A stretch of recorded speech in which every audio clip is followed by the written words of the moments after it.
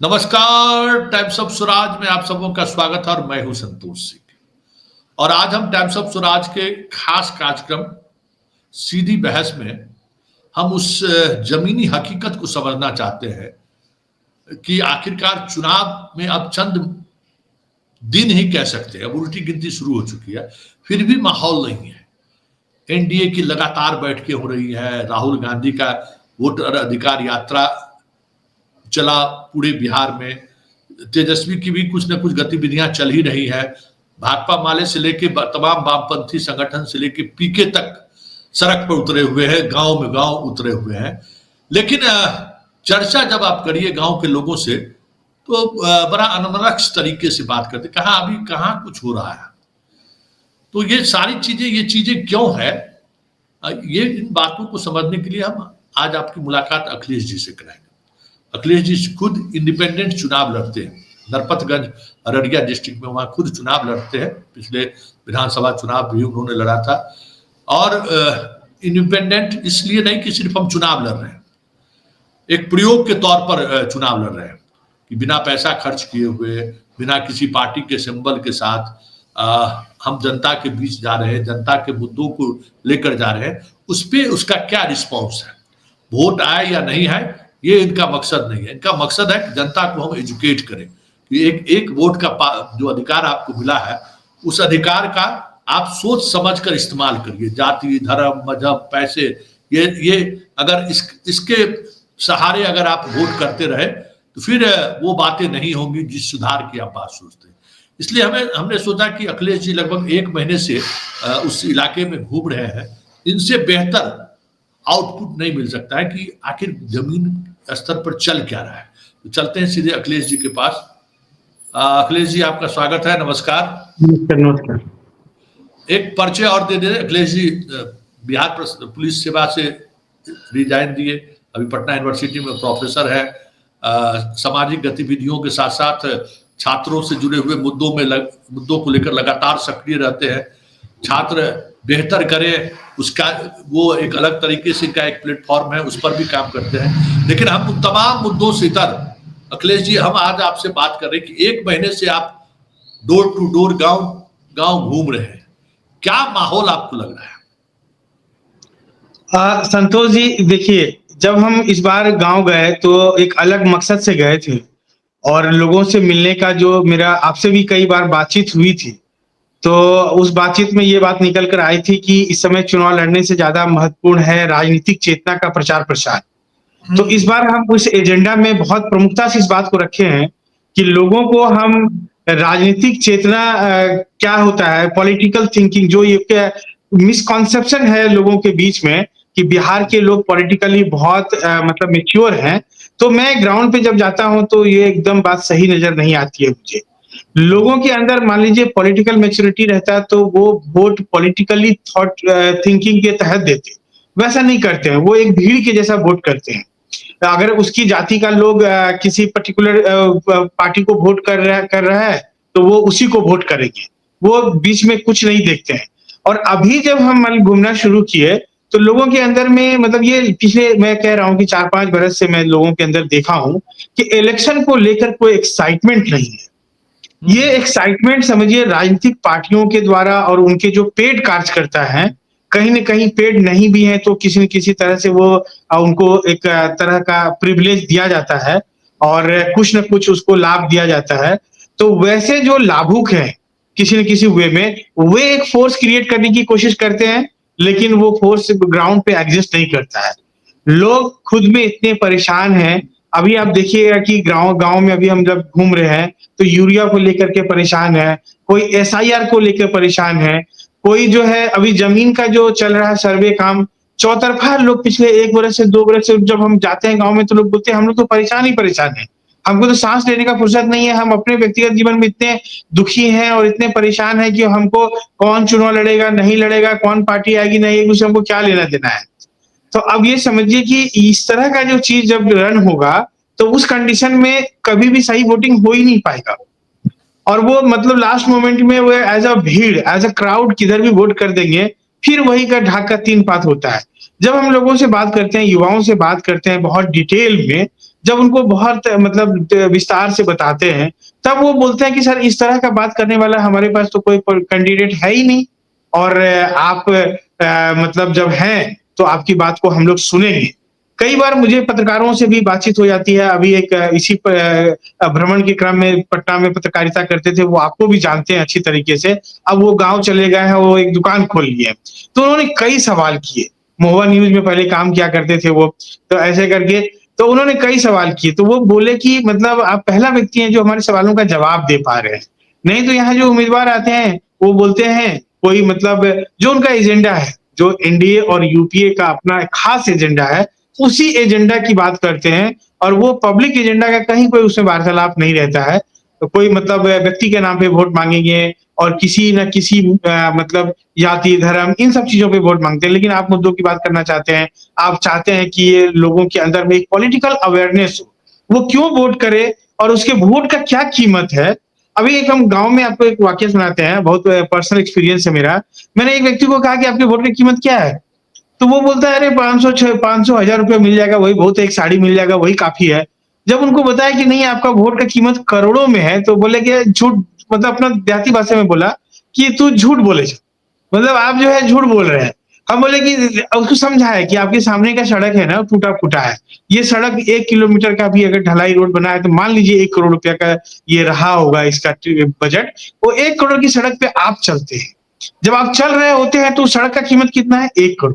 तो समझिए कि एक अच्छा प्रतिनिधि होगा आपको, तो एक बेहतर सड़क देगा। आपका कीमत 500 करोड़ में जा सकता है। एक 500 करोड़ का फैक्ट्री एस्टेब्लिश हो जाएगा, तो अगर उसमें आप जाते हैं वर्कर के रूप में आप काम करते हैं, तो आपका वर्थ 500 करोड़ रुपया हो गया। को लेकर जो बातें राहुल गांधी जो माहौल बनाने की उन्होंने कोशिश की, आप 1 महीने से घूम रहे हैं, क्या हाँ। वाक़ई में जो एसआईआर में जो बातें कही जा रही है, वो मतदान केंद्रों पर या लोगों से बातचीत करने पर आपको ऐसा महसूस हुआ क्या? कि कहीं हाँ, न कहीं हाँ, हाँ, गड़बड़ी एकदम देखिए एसआईआर को लेकर के जिन लोगों का वोट से नाम कटा है, वो तो परेशान हैं। वो जिनका नहीं भी कटा है ना, तो उनके जानने वाले किसी का कटा है तो उसको लेकर के उनको एक टेंशन है कि कल को मेरा भी वो नाम कट सकता है। तो एक एप्रीहेंशन इस मामले में राहुल गांधी ने ज़रूर इम्पैक्ट डाला है लोगों के मन पे। और मतलब वो दिखता है कि हाँ, वो मतलब कुछ लोग इस तरह की बात करते हैं, खास करके जो यूथ है, वो इस चीज़ की बात करते हैं कि जो राहुल गांधी ने यात्रा किया, तो उसका असर है। और मतलब सरकार और सुप्रीम कोर्ट तक क्योंकि अब जो सोशल मीडिया का ज़माना है, तो जो चल रही घटनाएँ, वो लोगों तक पहुँच रहा है। गाँव में भी मतलब एक खास सेक्शन ऑफ पीपल के पास पहुँच रहा है, तो उसकी चर्चाएँ हो रही हैं। तो इसमें मतलब इस यात्रा से मुझे साफ-साफ दिखता है कि राहुल गांधी जी को ज़रूर मतलब लाभ मिला है और वो जो एक जो माना जाता था कि कांग्रेस का नाम लेने वाला लोग नहीं है, तो कांग्रेस का भले नाम ले ना ले, लेकिन राहुल गांधी जी का नाम ज़रूर लोग ले रहे हैं इस समय क्षेत्र में। तो खास करके युवा वर्ग है और जो 50 साल के नीचे के लोग हैं वो ले रहे हैं और 50 साल के ऊपर के लोग का मतलब उतना उनको समझ में नहीं है कि इस यात्रा का क्या मकसद है, नहीं है। तो उसमें कोई-कोई लोग जो पॉलिटिकली अवेयर लोग हैं, वही लोग जो कॉमन पीपल है, तो वो मतलब उसमें इस चीज़ का ज़्यादा ये नहीं है। एसआईआर का मुद्दा है क्योंकि हमारी तरफ नेपाल बॉर्डर भी पड़ता है, तो उसमें कई लोगों को मतलब नाम कटा है और उसमें जो अभी चैलेंज दिया गया तो फाइनल लिस्ट नहीं आया है, तो उसमें सुधार होके तब क्या होगा, तो उसके बाद रिजल्ट दिखेगा। लेकिन एक डर ज़रूर लोगों के मन में मतलब जिनका नहीं भी बहुत कम लोगों का वोट में नाम कटा है उधर, लेकिन कटा है तो किसी जानने वाले का कटा, उनका परिवार वाले का कटा है, तो लोगों के मन में एक डर पैदा हुआ है कि ये वोट मतलब काटने का प्रोसेस है या जो वो नैरेटिव बिल्ड किए वोट चोरी का, तो कुछ सेक्शन का पीपल जरूर इस बात को मानने को तैयार है, कुछ सेक्शन का लोग इसको नकारते हैं कि नहीं इस तरह का कोई बात नहीं है, तो दोनों मिक्स इसमें ये है। लेकिन कहीं न कहीं वो ये बातें ग्राउंड पर पहुँच गई है। हाँ, ग्राउंड पे है इस चीज़ की बात। अच्छा, नीतीश कुमार को लेकर, नीतीश कुमार बीमार हैं या फिर क्या कहते हैं नीतीश कुमार अगले मुख्यमंत्री बनेंगे कि नहीं बनेंगे, इसको लेकर गाँव में कुछ चर्चा, क्योंकि देखिए आपका नरपतगंज जो है और आस-पास के इलाकों में अति पिछड़ा गाँव में काफ़ी इस बात की चर्चा है हाँ, गाँव में इस बात की चर्चा है, लोग ये बोल रहे हैं कि नीतीश जी के समर्थक लोग, उसमें से एक पूर्व प्रत्याशी भी रह चुके हैं, वो मतलब नीतीश जी के बहुत क्लोज़ रहे हैं, तो उनका ये मानना है कि नीतीश जी अब उनको पद छोड़ देना चाहिए। मतलब ये उनका भी ये मानना है, बहुत बड़े एडमायरर हैं उनके।